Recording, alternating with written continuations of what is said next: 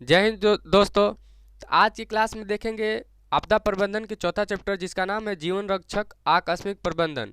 बिना लेट के हुए इस वीडियो को करेंगे स्टार्ट। तो चलिए करते हैं। पहला क्वेश्चन हमारा है कि जीवन रक्षक आकस्मिक प्रबंधन से आप क्या समझते हैं।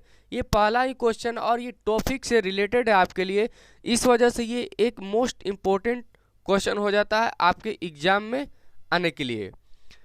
तो इसका आंसर है पहले से तैयार ऐसे प्रबंधन जिसके माध्यम से किसी आपदा से पीड़ित व्यक्ति या व्यक्तियों के समूह की तुरंत मदद की जा सके या उनका उपचार किया जा सके, जीवन रक्षक आकस्मिक प्रबंधन कहलाता है। चलिए नेक्स्ट क्वेश्चन पे चलते हैं। अगला क्वेश्चन है हमारा कि बाढ़ की स्थिति में अपनाए जाने वाले आकस्मिक प्रबंधन का संक्षेप में वर्णन कीजिए। आंसर इसको थोड़ा सा 1 मिनट बड़ा कर लेते हैं तो कुछ छोटा सा दिख रहा होगा। चलिए, बाढ़ के आते ही जान माल और मवेशी पर भारी संकट आ जाता है।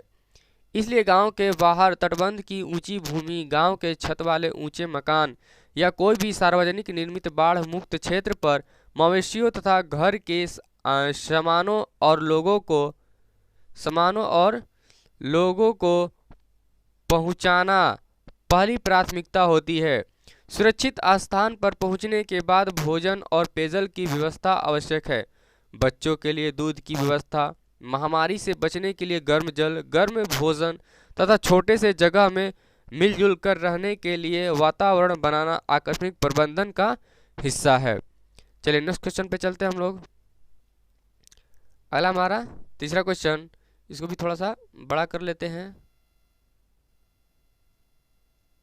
यह लघु उत्तरीय प्रश्न है। अभी भूकंप एवं सुनामी की स्थिति में आकस्मिक प्रबंधन की चर्चा संक्षेप में कीजिए। भूकंप एवं सुनामी की स्थिति में आकस्मिक प्रबंधन का 3 प्रमुख कार्य होता है। पहला, बचे हुए विस्थापित लोगों को राहत कैंप में ले जाना और उसे सभी प्रकार की आवश्यक सुविधाएं उपलब्ध कराना। अगला है गुम हुए लोगों की तलाश में मदद करना और वैसे लोगों को मलबे से निकालना जो अभी भी दबे हुए हैं। अगला है अकाल मृत्यु प्राप्त आम लोगों को और जानवरों को सही स्थानों पर दफनाना, महामारी फैलने से रोकना।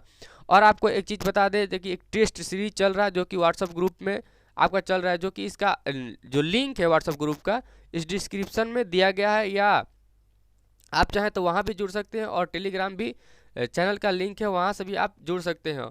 और वहाँ पे आपको टेस्ट सीरीज चलाया जा रहा है जो कि डेली एक टेस्ट लिया जाता है और उस टेस्ट को देने के बाद जो भी आप कॉपी पे बनाते हैं या तो आंसर राइटिंग करते हैं या क्वेश्चन को सॉल्व करते हैं तो उसको आपको व्हाट्सअप करना होता है और वहाँ से आपको चेक करने के बाद आपको रिजल्ट अगले दिन ही दिया जाता है, जिससे इससे क्या होगा कि आपका पहला राइटिंग आंसर में इम्प्रूव होगा और दूसरा टेक्स्ट देने का प्रैक्टिस भी हो जाएगा। यानी फुल टाइम दिया जाता है, जैसे कि बोर्ड एग्जाम में होता है उसी प्रकार से यहाँ व्हाट्सएप पे भी होता है। मान के चलिए आप कह सकते हैं कि ऑनलाइन टेस्ट आप दे रहे हैं, आपके पास पेपर जाता है पीडीएफ के रूप में और आप उस कॉपी पे लिखते हैं और कॉपी को या तो फोटो खींच के या पीडीएफ बना के जैसे भी हो आप व्हाट्सएप में सेव करते हैं और इस तरह से आपका रिजल्ट जो है अगले दिन आ जाता है। इससे आपको पता लग जाएगा कि आप लोग कितने तक अभी तक, मान लीजिए कितनी कमी है आप में या कितना हो चुका है, पूरा हो चुका है, क्योंकि ये ऑल सब्जेक्ट का हो रहा है। ये नहीं कि जिस टॉपिक को आप पढ़े हैं उतना ही का हो रहा है, ये टोटल सब्जेक्ट के लिए हो रहा है जितने भी, यानी कि जैसे कि एनुअल एग्जाम होता है पूरा 1 to लास्ट चैप्टर तक, वैसे एग्जाम लिया जा रहा है। चलिए तो हम लोग देखते हैं नेक्स्ट क्वेश्चन पे। जिनको टेस्ट सीरीज देना है फ्री है, व्हाट्सएप ग्रुप में जुड़ जाइए और वहाँ से अपना इम्प्रूव कीजिए। चलिए नेक्स्ट क्वेश्चन पे चलते हैं हम लोग। अगला हमारा चौथा क्वेश्चन पहले इसको भी बड़ा कर लेते हैं।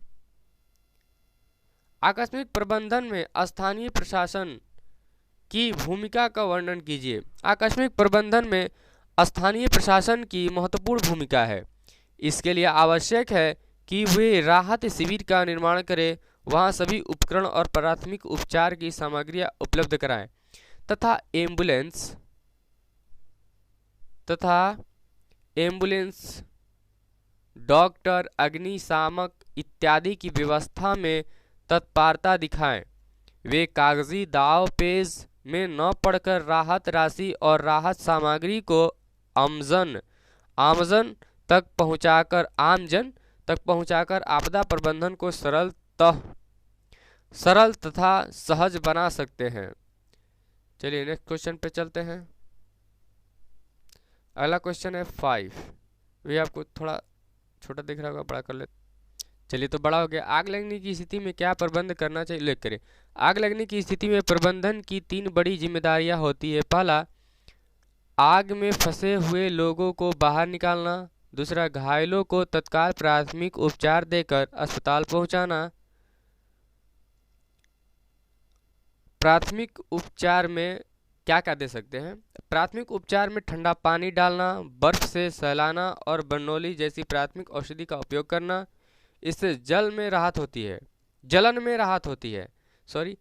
आग के फैलाव को रोकना, जिसके लिए नज़दीक में उपलब्ध बालू, मिट्टी, अगर तालाब हो तो तालाब के जल का उपयोग तथा अग्निशामक दल को बुलाना अति आवश्यक होता है। चलिए नेक्स्ट क्वेश्चन पे चलते हैं। अगला क्वेश्चन है दीर्घ उत्तरीय प्रश्न। चलिए इसको बड़ा कर लेते वरना ये बहुत छोटा छोटा दिख रहा है।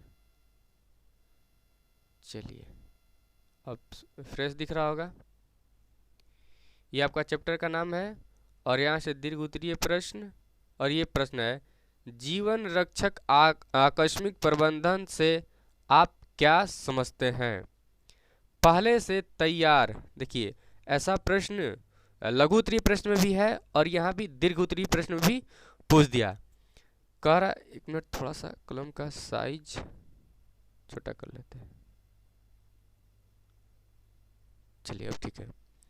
पहले से तैयार ऐसा प्रबंधन जिसके माध्यम से किसी आपदा से पीड़ित व्यक्ति या व्यक्तियों के समूह की त्वरित मदद की जा सके या उनका उपचार किया जा सके, जीवन रक्षक आकस्मिक प्रबंधन कहलाता है। जीवन रक्षक आकस्मिक प्रबंधन कहलाता है। बाढ़ की स्थिति में आकस्मिक प्रबंधन, बाढ़ के आते ही जानमाल और मवेशियों पर भारी संकट आ जाता है।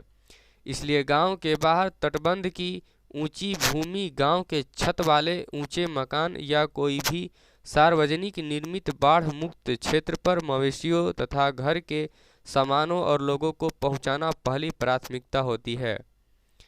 सुरक्षित स्थान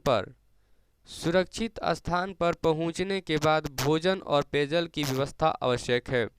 बच्चों के लिए दूध की व्यवस्था, महामारी से बचने के लिए गर्म जल, गर्म भोजन तथा छोटे से जगह में मिलजुल कर रहने के लिए वातावरण बनाना आकस्मिक प्रबंधन का हिस्सा है।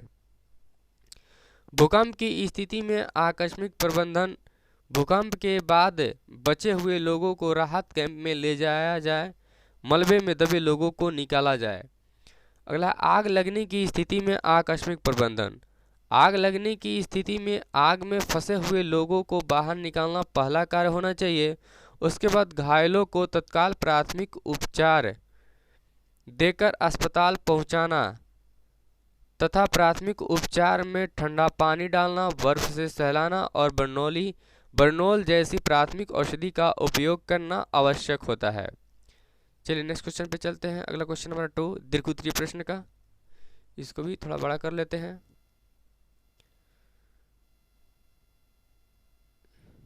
चलिए बड़ा हो गया। कह रहा है नेक्स्ट क्वेश्चन कि आकस्मिक प्रबंधन में स्थानीय प्रशासन एवं स्वयंसेवी संस्थाओं की भूमिका का विस्तार से उल्लेख कीजिए। स्थानीय प्रशासन की भूमिका, आंसर में है स्थानीय प्रशासन की भूमिका। आकस्मिक प्रबंधन में स्थानीय प्रशासन की महत्वपूर्ण